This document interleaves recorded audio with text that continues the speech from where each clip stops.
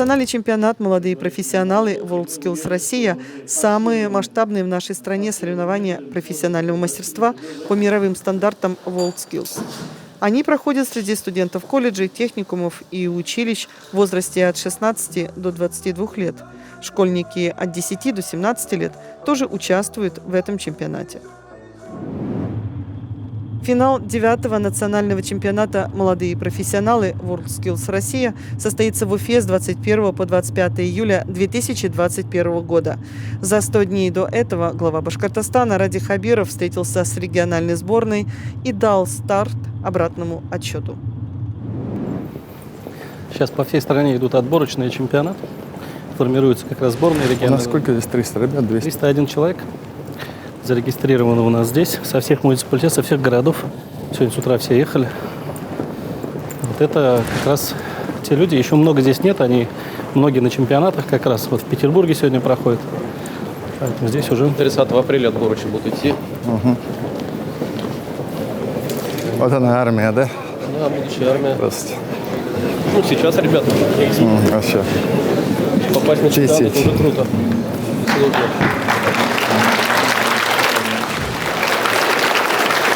Уважаемые дорогие друзья, у вас сегодня есть уникальная возможность задать любой интересующий вас вопрос нашему президиуму. Не стесняйтесь, но на правах модератора я все-таки первый вопрос оставлю себе, уважаемые друзья. Ради Фарич, свою трудовую деятельность вы, насколько известно многим, начинали учеником фрезеровщика на одном из ишимбайских предприятий.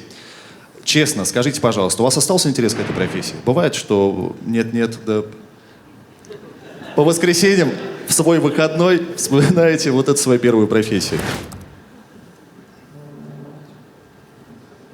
Действительно, у меня был такой этап в жизни, это правда.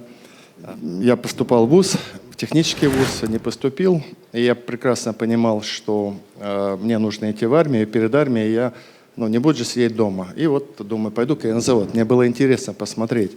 Вот с того времени и по настоящее время я вот одно могу сказать. У меня сохранилось какое-то благоговение, что ли, какое-то восхищение перед тем, когда берется просто обрубок какой-то стальной трубы или какого-то стального куба, ставится, соответственно, на станок, и оттуда выходят совершенно уникальные по своей форме конфигурации детали. Это, конечно, вот до сих пор у меня, я когда на предприятии очень люблю ходить непосредственно в цеха, я когда это вижу, я зачарованно смотрю. Сейчас еще ситуация пошла дальше, что я работал на тех станках, они есть, конечно, но сейчас появились станки ЧПУ, которые все больше вытесняют обычные станки. Появляется больше возможностей, появляется больше способов отделки, появляются станки, после которых вообще не надо через шлифовальный станок идти и так далее. То есть вот у меня осталось вот это ощущение. Это вот первое. И второе, значит, знаете как, вот это ощущение мне позволило окунуться, я это на всю жизнь запомнил, в мир тех мужчин, которые работают с металлом. Токаря, фрезеровщики, шлифовальщики. И я понял, что вот как бы соль нации, что ли, там. Очень немногословные, кстати, очень веселые люди всегда были. Вот, потому что я был там самый молодой, и надо мной всегда вот в курилке или где-то я не курил, но рядом сидел, слушал их байки, подтрунивали надо мной. Но это настоящие очень люди были. Поэтому, но что я еще хочу сказать, раз уж задали вопрос. Стремительно меняется. Если пойти на предприятие УМПО, например, и вы зайдете туда в цех, то цех, примерно как операционный. Он абсолютно чистый, он абсолютно светлый. Там стоят станки, они тихо работают. Около станков стоит молодежь. Около станков стоит молодежь. Вот. И зарплата, что очень важно, очень-очень хорошая зарплата. Вот это тоже важно. Поэтому очень надеемся, и мы считаем, я абсолютно уверен, и как глава республики я вам говорю, что нам очень нужны эти кадры. Нам очень нужны эти кадры, и мы будем вас поддерживать, заниматься. Спасибо. Спасибо. Роберт Наильевич, позвольте я вам задам вопрос. Чем будет отличаться финал, который будет проходить в лучшем городе страны, от предыдущих финалов?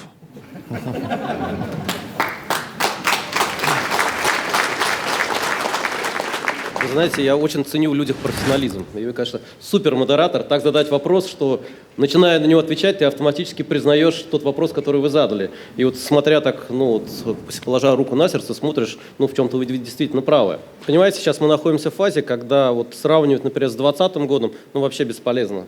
Мы находились в абсолютно другой ситуации, и вот для нас, например, очень важно, что это наконец будет чемпионат, который состоится очно, не в онлайне, когда люди могут пообщаться, когда вот эти разорванные связи между особенно профессиональными сообществами были достаточно велики. Для нас это важно с точки зрения того, что люди опять их восстановят. Но это, кажется, такие простые слова, но надо понимать, что у чемпионата есть еще и техническая, например, инженерная роль. Традиционно WorldSkills, ну, все знают, что это история про изменения в колледжах, это хороший такой бустер, такой акселератор для системы образования. Ну и вот здесь возникают две бизнес-единицы, которые, собственно говоря, производство беспилотных летательных аппаратов, и это высокотехнологичное производство упаковки. Нам кажется, это правильное направление, когда сочетаются с одной стороны люди и с другой стороны финансовый капитал. Мне очень приятно, что вся страна приедет в Башкортостан, в Уфу, увидит, как здесь на самом деле классно. Спасибо. Коллеги, ну кто будет? Да, вот девушка, вы первую подняли руку, пожалуйста, предоставьте микрофон. Здравствуйте, меня зовут Самойлова Полина, я представляю компетенцию интернет-маркетинг, и мой вопрос заключается в следующем. Радий Фаритович, если бы вам предложили принять участие в чемпионате молодых профессионалов WorldSkills, то на какую компетенцию упал бы ваш выбор? Спасибо. Я вчера только дома сидел, разговаривал с одним товарищем своим, и, ну, я так вот житейски разговаривали, я говорю, слушай, вот я даже не знаю, что делать после, ну, пройдет срок моих полномочий, я уйду в отставку. Я же говорю, я ничего не умею делать руками. Я за это время, я говорю, пока управляю, я все время командую людьми, я говорю, все разучился делать. Поэтому жалко, что, может быть, подумайте, WorldSkills там сделаете какой-нибудь для будущих президентов, что-то там, какую-то историю. Но на самом деле, вот если отвечать вот серьезно, вот вы меня в лоб задали, где бы я себя, мне кажется, понял. Вот, наверное, вам будет удивительно, но я бы пошел в сферу, связанную с подготовкой и организацией физкультуры, спортивных соревнований, то есть методики фитнеса и так далее. Вот это другая часть моей жизни немножко со спортом была связана. Вот то, что у меня крепко сидит, мне кажется, я бы там мог быть чем-то более значимым, чем в других профессиях. Фрезеровщик из меня, ну, неважный. Спасибо, Радий Фаритович. Андрей Геннадьевич, позвольте вам задать вопрос. К чемпионатам ребят готовит эксперт-патриот. Он их сопровождает, им дает какие-то советы. Скажите, пожалуйста, вот у председателя правительства региона есть человек, которого вы можете назвать своим учителем? Вот на данном моменте кто-то подсказывает вам что-то. Я понимаю, почему вы смотрите на Радия Фаритовича. Естественно, у каждого человека в жизни должен быть учитель, или даже учителя по мере развития. И таких учителей, ну, так мне повезло, у меня было несколько. Вот. Я не зря на Радия Фаритовича посмотрел, потому что мы иногда затрагиваем эту тему. Я говорю, что вот в этой вот, уже вот в большой жизни, ну, жизнь делится на несколько этапов. Вот. И вот в этой большой жизни, конечно, Радий Фаритович для меня так и выступил учителем. Но на самом деле, ну, может быть, не очень скромно сейчас при нем это говорить, но я хочу сказать, что до знакомства с Радием Фаритовичем я не видел людей, которые умеют управлять, не заставляя. Вот. Ну, может быть, только моя покойная мама умела говорить мысли вслух, не прося о чем-то. Ну, например, там, хорошо бы вот это сделать, вот так. Не надо, говорила, иди. Он говорит, ну, хорошо бы сделать, ты уже понимаешь, все, уже это тебе надо сделать, никак-то совесть не позволяет не сделать. Так и Радий Фаритович, он так вот, а как думаете вот это вот, а как думаете вот это, и вот так вот. Ну и на мировом уровне есть люди, на которых можно ориентироваться. И здесь очень много людей, таких, наверное, тысячи людей, с которых бы можно было взять пример. Надеюсь, что каждый присутствующий здесь для себя так или иначе находит постепенно, или уже нашли себе преподавателей, учителей по жизни, которые дадут вам некоторый пример. И, наверное, и присутствующие здесь министры для кого-то станут учителями. Да, Радий Фаритович. Я вот в некотором смысле сейчас отвечу и разовью то, что Андрей Геннадьевич сказал. Тогда возникает вопрос, он, видите, оценил, что где-то прислушается ко мне, а я вам расскажу, почему он здесь работает. Вот. и в этой должности. Просто мысли вслух тоже, никакие не советы. Я вам обозначу 3 момента, 3 формулы, которыми я руководствуюсь и которые, может быть, вам пригодятся в жизни. И вот Андрей Геннадьевич разделяет их и понимает их. Вот мы вместе, и та команда, которая здесь сидит, вот при подборе команд. Первое. Есть такая формула. Опираются на то, что сопротивляется. Смысл ее в чем? Представьте дерево, вы облокотились об него, оно треснуло, оно оказалось слабым, и вы упали. Поэтому рядом с вами старайтесь, чтобы был человек, который надежен, тверд. И он, это первое. И второе, он в состоянии высказать свое мнение. Опираются на то, что сопротивляется. Второе, более веселое, что все ваши заслуги каждый день в 12:00 обнуляются, а все ваши косяки удваиваются. Поэтому это тоже очень важная формула. А третья формула – счет на табло. Это о чем говорит? Что не интересует процесс, как вы пришли там, или что-то сделали, а интересует только одно – результат. Поэтому вот 3 формулы, которые, мне кажется, объединяют нашу управленческую команду. Мы живем так. И, может быть, вам когда-то пригодятся. Спасибо. Спасибо. Ну и, коллеги, очень коротко, завершающий вопрос. Вот, девушка, вы первые подняли ручку, пожалуйста. Здравствуйте, меня зовут Смышляева Влада. Я представляю компетенцию преподавания в младших классах. Роберт Наилевич, скажите, пожалуйста, а какие привилегии дает участие в WorldSkills при будущем трудоустройстве? Спасибо. Спасибо.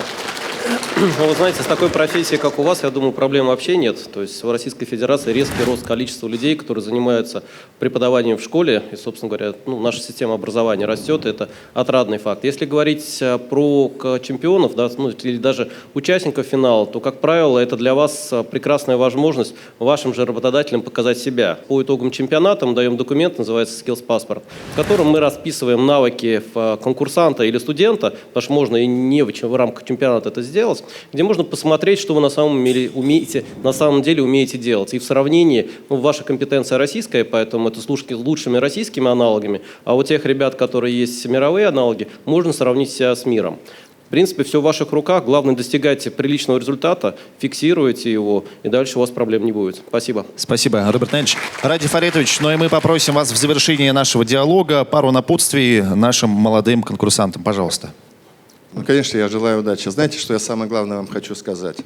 Девушка задала вопрос, какие преимущества. Но самое главное в другом, не в преимуществах никаких. Вот то, что вы сегодня наработаете, эти компетенции навсегда останутся с вами. Понимаете? Вот мы все постарше здесь, и все-таки управленческая команда, вот мы постараемся вам создать эти условия. Поэтому вы должны проникнуть в это и понять. Это очень важно. И, кстати, это очень-очень сильно мотивирует. Конечно, удачи. Вы все очень славные, очень замечательные ребята, и у вас все получится. А мы будем всегда с вами. Уверяю вас. Спасибо, Ради Фаритович. Спасибо уважаемому президиуму. Друзья, Алга, Башкирия, вперед, Башкортостан. Удачи вам.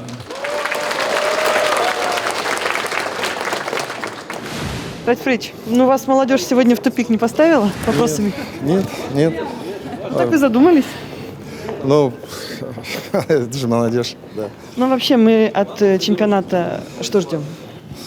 Вот я уже сказал. Первое, конечно, я говорил, то, что у нас в республике проводится WorldSkills, это для нас большая честь. Не все регионы добиваются этой чести и чисто организационно не могут провести, потому что на нас лежит огромная задача. Нам нужно огромное количество помещений подготовить, где будут стоять станки. То есть, по сути, построить мини-заводов временных. Так?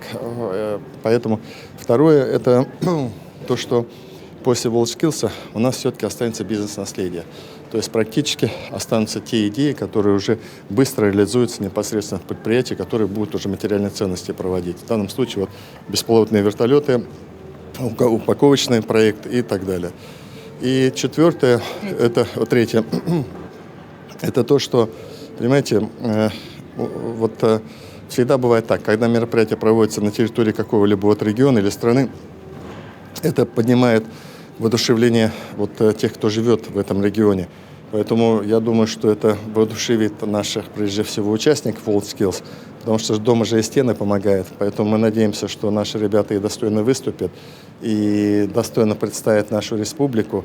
но и улучшить свои компетенции вообще в целом в республике, потому что мы же, когда готовимся в WorldSkills, мы же не только готовим место, где будет проходить, но целые тренерские команды в каждом субъекте нашей республики готовят сейчас ребят. Поэтому, мне кажется, это даст толчок четвертой задачи, которая, и она же, наверное, первая. Вообще вся эта идея WorldSkills, она связана с тем, что необходимо поднять престиж труда, престиж профессии, настоящая профессия. Понимаете, то, что руками очень часто делают, и то, чего мы порой уже совсем не замечаем. Вот, поэтому вот это очень важно. У нас самое большое количество колледжей в Российской Федерации, Да. и это огромная ответственность. У нас самое большое количество колледжей. Мы очень внимательно смотрим за ними. У них есть старая материальная база как-то, но мы вот стараемся их поддерживать, и мы не идем по пути их сокращения. Потому вот во многих субъектах уже количество колледжей существенно сократилось. Это ведь нагрузка на бюджет, как правило. Это серьезная нагрузка на бюджет, но мы считаем, что все-таки мы в данном случае инвестируем в будущее. Спасибо. Да, сейчас с ЧПУ, наверное, вы не сталкивались, да? Нет, я не успел. Вообще сейчас просто от фрезеровщика ничего не осталось, это программист. Да. Я же говорю, вот особенно попадая вот на УМПО, но это вот станки там стоят в условиях как стерильные. Кстати, многие предприятия сейчас, это, кстати, Соломону очень хорошая история, вот производительность труда. Там же очень важно еще, сейчас заходишь на многие предприятия, оно может старое, закопчен черненько, но порядок. Трубы уложены правильно, да, потому что это тоже оказывается, я не буду говорить. Культура, в первую очередь. Да. А она, кстати, потом оказывается правильное складирование вот запчастей и все прочее, оно тоже работает на повышение производительности. И техника бережливого производства, что 100%. Надо базово ставить в школе еще. Что это простое рациональное мышление и культура, в первую очередь, человека.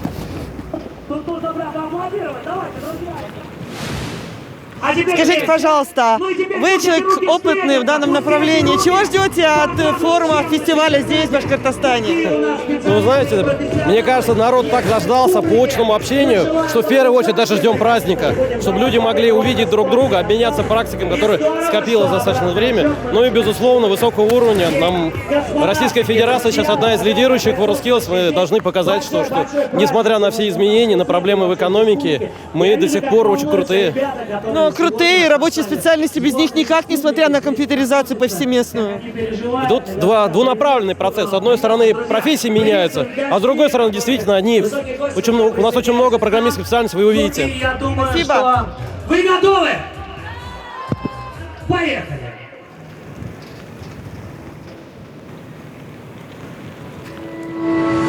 С 21 по 25 июля 2021 года столица Республики Башкортостан примет финал национального чемпионата «Молодые профессионалы». В этот раз соревнования пройдут по 105 компетенциям. Сегодня движение «Молодые профессионалы» стало мощным драйвером развития среднего профессионального образования в стране. Мы верим, финал национального чемпионата вновь откроет и подарит стране новые таланты. Уфа ждет молодых профессионалов в июле 2021 года. Ну а у нас сегодня на календаре знаменательная дата 12 апреля. Это значит, что до старта одного из главных событий года осталось ровно 100 дней. И прямо сейчас нас приветствует российский космонавт-испытатель отряда ФГБУ НИИ ЦПК имени Гагарина, 113-й космонавт России СССР, 526-й космонавт мира, Герой Российской Федерации, кандидат педагогических наук Сергей Николаевич Ревин.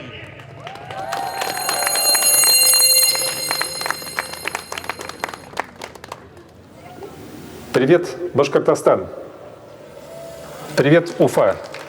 Приветствую участников и гостей 9-го национального чемпионата «Молодые профессионалы WorldSkills Russia». Желаю отличных фестивальных дней молодым профессионалам со всей России, которые съедутся в Уфу.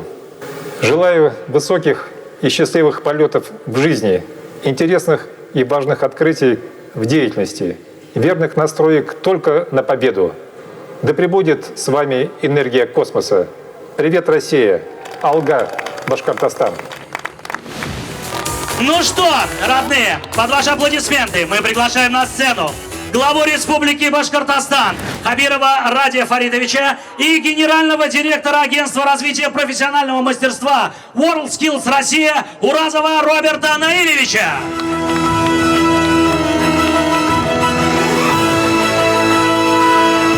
Слово имеет глава Республики Башкортостан Хабиров Радий Фаритович. Добрый день, дорогие друзья. Сегодня в День космонавтики, в день, который является, наверное, самым ярким событием для нашей страны и для всего человечества, мы даем обратный отсчет началу первенства молодых профессионалов. Я хочу поприветствовать прежде всего вас, молодых, нашу команду молодых профессионалов, которые, уверен, достойно выступят на этом чемпионате. А сегодня, по доброй традиции, мы, наверное, сейчас дадим старт и скажем замечательное слово, которое Юрий Алексеевич Гагарин сказал: «Поехали!». Мы обязательно это сделаем, но для начала слово для приветствия предоставляется генеральному директору Агентства развития профессионального мастерства WorldSkills Россия Уразову Роберту Наилевичу. Добрый день, дорогие друзья. Вы знаете, очень приятно видеть, когда люди опять собираются вместе. Я хотел пожелать вам одного. У вас двойная роль. Вы, с одной стороны, хозяева чемпионата, а с другой стороны, также участники. Вот как хозяевам я вам желаю, чтобы он прошел на самом высоком уровне. А как участникам, вот сегодня Радий Фаритович сказал про топ-3, я думаю, надо брать смелее и брать выше. Поскольку день сегодня 12 апреля, тот день, когда первый человек побывал в космосе. И это доказывает, что нет ничего невозможного. С наступающим праздником! Спасибо большое! Мы сейчас запустим обратный отсчет. Таймер обратного отсчета 10 секунд. И я прошу вас вслух считать эти секунды так, как когда-то было сделано на запуске первого человека в космос. А потом все дружно кричим «Поехали!». Договорились? Договорились? Ну что, внимание на экран, считаем! 10!